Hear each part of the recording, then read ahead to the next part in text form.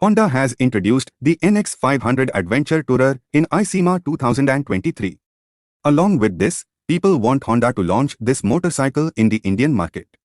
Recently, news has come that pre-booking has been started for this Adventure Tourer from the dealer end. Is given how to book Honda NX500. Interested customers can book the Honda NX500 Adventure Tourer through their nearest bigwing dealership. However, the token amount for its booking has not been announced yet. Let us tell you that Honda NX500 will replace CB500X in the lineup, which has now been discontinued. Engine specifications: the Honda NX500 uses the same 471 cubic centimeters liquid-cooled parallel twin engine that was doing duty on the CB500X.